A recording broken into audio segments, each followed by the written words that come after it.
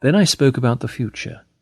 I said that to the impartial the future must seem hopeless. I agreed that each of us could guess for himself how small were his chances of survival. I told them that although there was still no typhus epidemic in the camp, I estimated my own chances at about 1 in 20. But I also told them that, in spite of this, I had no intention of losing hope and giving up, for no man knew what the future would bring, much less the next hour. Even if we could not expect any sensational military events in the next few days, who knew better than we, with our experience of camps, how great chances sometimes opened up quite suddenly, at least for the individual. For instance, one might be attached unexpectedly to a special group with exceptionally good working conditions, for this was the kind of thing which constituted the luck of the prisoner. But I did not only talk of the future and the veil which was drawn over it, I also mentioned the past, all its joys, and how its light shone even in the present darkness.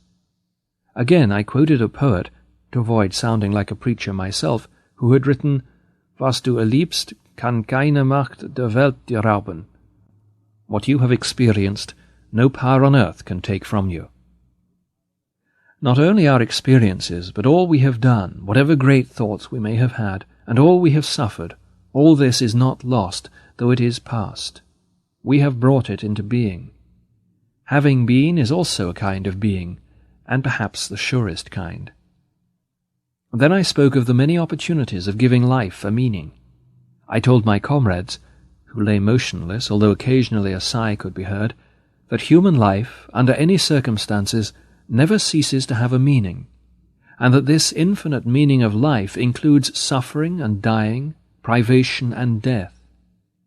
I asked the poor creatures who listened to me attentively in the darkness of the hut to face up to the seriousness of our position.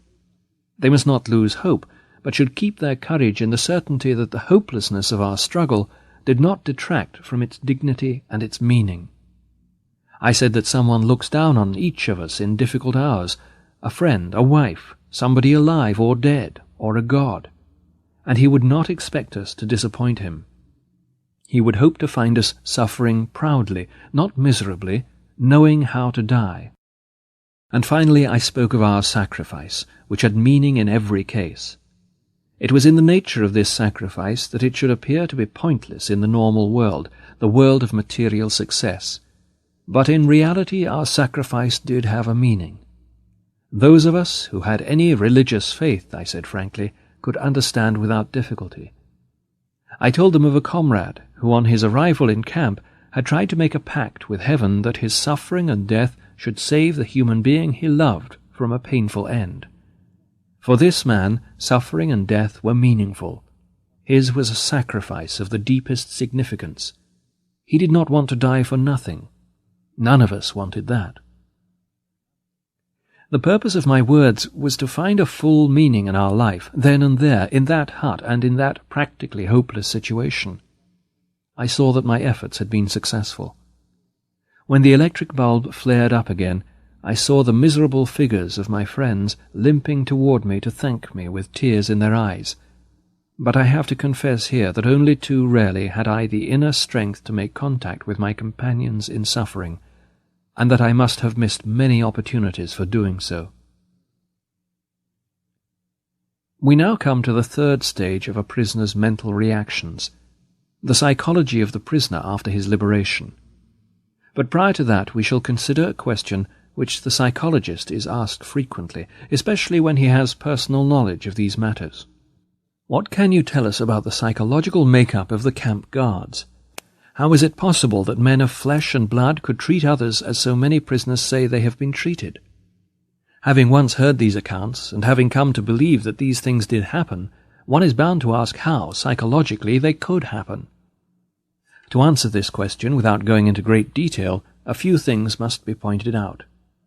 First, among the guards there were some sadists in the purest clinical sense. Second, these sadists were always selected when a really severe detachment of guards was needed. There was great joy at our work site when we had permission to warm ourselves for a few minutes, after 2 hours of work in the bitter frost, in front of a little stove which was fed with twigs and scraps of wood. But there were also some foremen who found a great pleasure in taking this comfort from us. How clearly their faces reflected this pleasure when they not only forbade us to stand there, but turned over the stove and dumped its lovely fire into the snow. When the SS took a dislike to a person, there was always some special man in their ranks known to have a passion for, and to be highly specialized in, sadistic torture, to whom the unfortunate prisoner was sent. Third, the feelings of the majority of the guards had been dulled by the number of years in which, in ever-increasing doses, they had witnessed the brutal methods of the camp. These morally and mentally hardened men at least refused to take active part in sadistic measures, but they did not prevent others from carrying them out. Fourth, it must be stated that even among the guards there were some who took pity on us. I shall only mention the commander of the camp from which I was liberated. It was found after the liberation, only the camp doctor, a prisoner himself, had known of it previously, that this man had paid no small sum of money from his own pocket in order to purchase medicines for his prisoners from the nearest market town. But the senior camp warden, a prisoner himself, was harder than any of the SS guards. He beat the other prisoners at every slightest opportunity, while the camp commander, to my knowledge, never once lifted his hand against any of us. There is a footnote here. An interesting incident with reference to this SS commander is in regard to the attitude toward him of some of his Jewish prisoners. At the end of the war, when the American troops liberated the prisoners from our camp, 3 young Hungarian Jews hid this commander in the Bavarian woods. Then they went to the commandant of the American forces, who was very eager to capture this SS commander, and they said they would tell him where he was, but only under certain conditions. The American commander must promise that absolutely no harm would come to this man. After a while, the American officer finally promised these young Jews that the SS commander, when taken into captivity, would be kept safe from harm. Not only did the American officer keep his promise, but, as a matter of fact, the former SS commander of this concentration camp was, in a sense, restored to his command, for he supervised the collection of clothing among the nearby Bavarian villages, and its distribution to all of us who at that time still wore the clothes we had inherited from other inmates of Camp Auschwitz, who were not as fortunate as we, having been sent to the gas chamber immediately upon their arrival at the railway station. It is apparent that the mere knowledge that a man was either a camp guard or a prisoner tells us almost nothing. Human kindness can be found in all groups, even those which as a whole it would be easy to condemn. The boundaries between groups overlapped, and we must not try to simplify matters by saying that these men were angels and those were devils. Certainly it was a considerable achievement for a guard or foreman to be kind to the prisoners in spite of all the camp's influences, and, on the other hand, the baseness of a prisoner who treated his own companions badly was exceptionally contemptible. Obviously the prisoners found the lack of character in such men especially upsetting, while they were profoundly moved by the smallest kindness received from any of the guards. I remember how one day a foreman secretly gave me a piece of bread which I knew he must have saved from his breakfast ration. It was far more than the small piece of bread which moved me to tears at that time. It was the human something which this man also gave to me, the word and look which accompanied the gift. From all this we may learn that there are 2 races of men in this world, but only these 2, the race of the decent man and the race of the indecent man. Both are found everywhere. They penetrate into all groups of society. No group consists entirely of decent or indecent people. In this sense, no group is of pure race, and therefore one occasionally found a decent fellow among the camp guards. Life in a concentration camp tore open the human soul and exposed its depths. Is it surprising that in those depths we again found only human qualities which in their very nature were a mixture of good and evil? The rift dividing good from evil, which goes through all human beings, reaches into the lowest depths and becomes apparent even on the bottom of the abyss which is laid open by the concentration camp. And now to the last chapter in the psychology of a concentration camp, the psychology of the prisoner who has been released.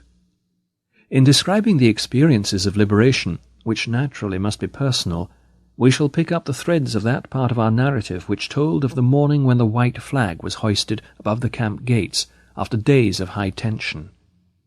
This state of inner suspense was followed by total relaxation, but it would be quite wrong to think that we went mad with joy. What then did happen? With tired steps, we prisoners dragged ourselves to the camp gates.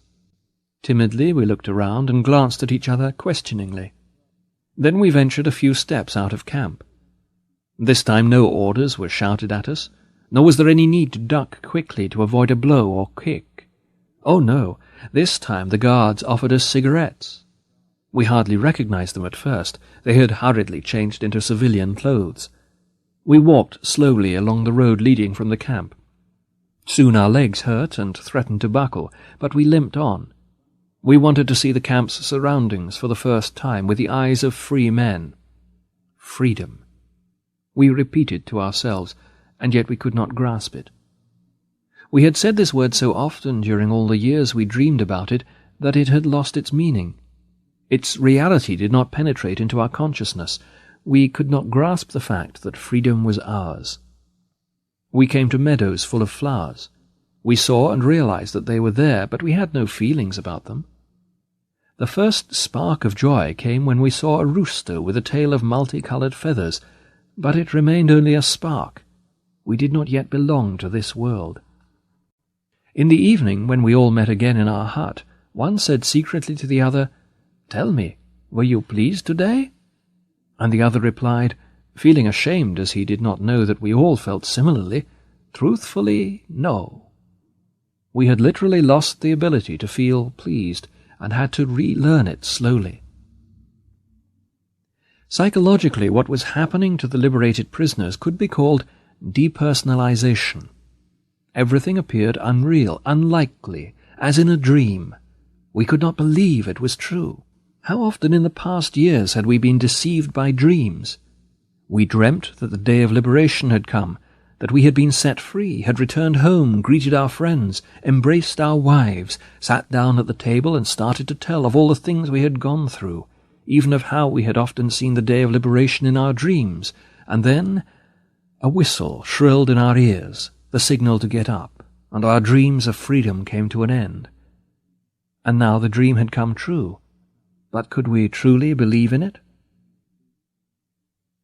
The body has fewer inhibitions than the mind. It made good use of the new freedom from the first moment on. It began to eat ravenously for hours and days, even half the night. It is amazing what quantities one can eat.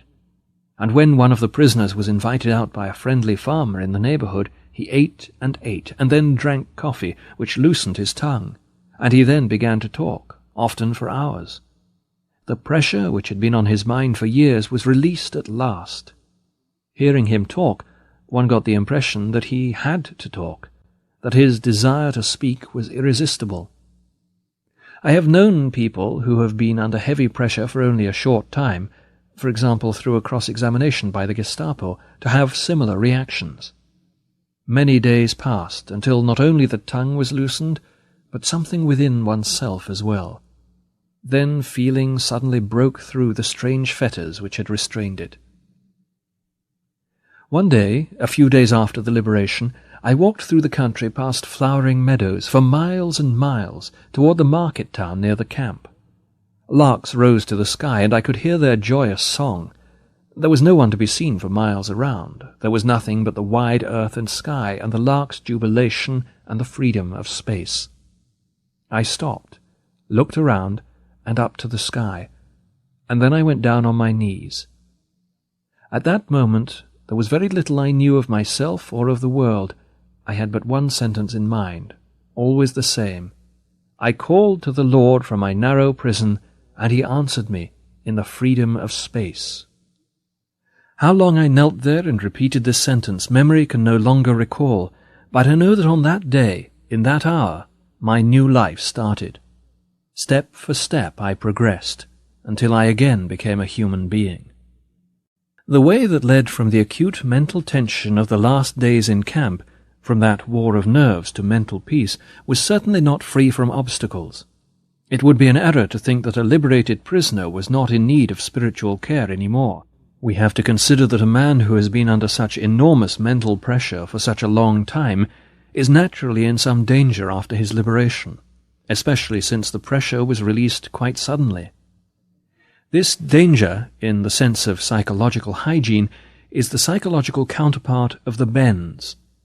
Just as the physical health of the caisson worker would be endangered if he left his diver's chamber suddenly, where he is under enormous atmospheric pressure, so the man who has suddenly been liberated from mental pressure can suffer damage to his moral and spiritual health.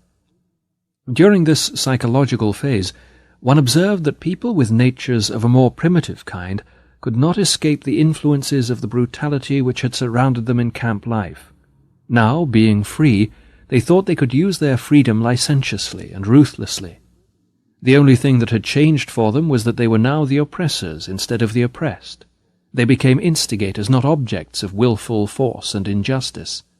They justified their behavior by their own terrible experiences. This was often revealed in apparently insignificant events. A friend was walking across a field with me toward the camp, when suddenly he came to a field of green crops. Automatically I avoided it, but he drew his arm through mine and dragged me through it. I stammered something about not treading down the young crops. He became annoyed, gave me an angry look, and shouted, "You don't say! And hasn't enough been taken from us?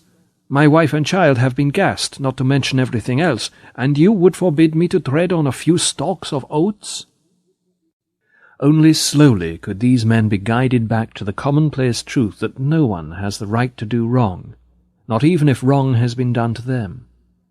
We had to strive to lead them back to this truth, or the consequences would have been much worse than the loss of a few thousand stalks of oats.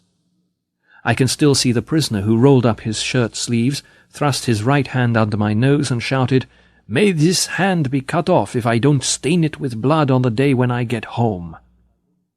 I want to emphasize that the man who said these words was not a bad fellow. He had been the best of comrades in camp and afterwards. Apart from the moral deformity resulting from the sudden release of mental pressure, there were two other fundamental experiences which threatened to damage the character of the liberated prisoner: bitterness and disillusionment when he returned to his former life.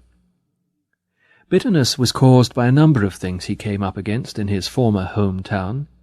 When, on his return, a man found that in many places he was met only with a shrug of the shoulders and with hackneyed phrases, he tended to become bitter and to ask himself why he had gone through all that he had. When he heard the same phrases nearly everywhere, "We did not know about it," and "We too have suffered," then he asked himself, "Have they really nothing better to say to me?" The experience of disillusionment is different.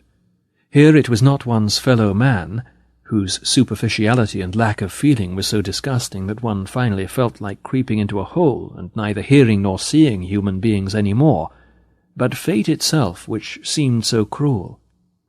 A man who for years had thought he had reached the absolute limit of all possible suffering now found that suffering has no limits, and that he could suffer still more, and still more intensely. When we spoke about attempts to give a man in camp mental courage, we said that he had to be shown something to look forward to in the future. He had to be reminded that life still waited for him, that a human being waited for his return. But after liberation, there were some men who found that no one awaited them. Woe to him who found that the person whose memory alone had given him courage in camp did not exist any more. Woe to him who, when the day of his dreams finally came, found it so different from all he had longed for. Perhaps he boarded a trolley, travelled out to the home which he had seen for years in his mind, and only in his mind, and pressed the bell, just as he has longed to do in thousands of dreams, only to find that the person who should open the door was not there, and would never be there again. We all said to each other in camp that there could be no earthly happiness which could compensate for all we had suffered. We were not hoping for happiness. It was not that which gave us courage and gave meaning to our suffering, our sacrifices, and our dying. And yet we were not prepared for unhappiness. This disillusionment, which awaited not a small number of prisoners, was an experience which these men have found very hard to get over, and which, for a psychiatrist, is also very difficult to help them overcome. But this must not be a discouragement to him. On the contrary, it should provide an added stimulus. But for every one of the liberated prisoners, the day comes when, looking back on his camp experiences, he can no longer understand how he endured it all. As the day of his liberation eventually came, when everything seemed to him like a beautiful dream, so also the day comes when all his camp experiences seem to him nothing but a nightmare. The crowning experience of all for the homecoming man is the wonderful feeling that, after all he has suffered, there is nothing he need fear any more, except his God.